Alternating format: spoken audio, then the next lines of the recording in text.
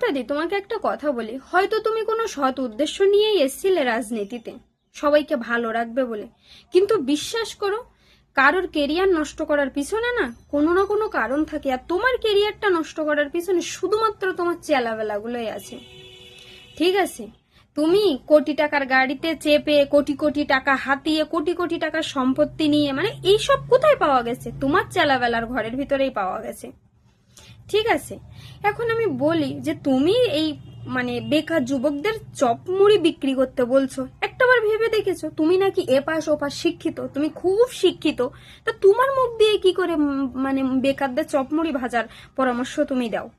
আর ভোটের আগে শুধু টোপ দিচ্ছ যে বেকারদের 1500 টাকা করে। কেন গত 5 বছরেও কি তোমার হদিশ ফিরেনি যে মানে কোনো চাকরি বাকরি নাই রাজ্যে? তাইলে আমি এই মানে 1 বছর গেল, 2 বছরের থেকে দেই, 4টা বছর গত দেই আমি, কই তখন থেকে তো তুমি বেকার যুবকদের দেওনি।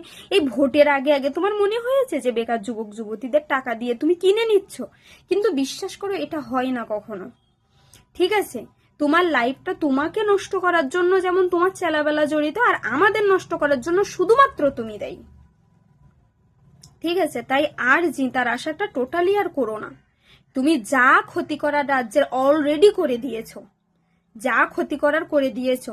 তোমরা যতটা মানে তোমরা এত টাকা হাতিয়েছো, ঠিক আছে, যে তোমাদের আর মানে 14 গোষ্ঠীও বসে খেতে পারবে। তো অনুরোধ করে তোমরা এখন আসনটা ছাড়ো, অনুরোধ করে ছাড়ো। তোমার না উচিত ছিল সশরীরে সুন্দর মতো এভাবে হেরে না যে সশরীরে গদিটা ছেড়ে দেওয়া। তুমি যে এই মান অপমান লজ্জা বদনাম নিয়ে ছাড়তেছো না, মেয়েদের বলো 8টার পরে কেন বাইরে বেরোবে? তো কি রে, এই যে সংসারে একটা মেয়ে, সেই সংসারে ইনকাম করে খাওয়াবে না বেটি? ইনকাম করে খাওয়াবে না? তুই কি মূর্খ? তোর মাথার মধ্যে কি ন্যূনতম যদি গোবরটুকু থাকতো তো একটু সার হতো। তোর মাথার ভিতরে গোবরও নেই, তোর মাথার ভিতরে ওই ঝুলা গু আছে।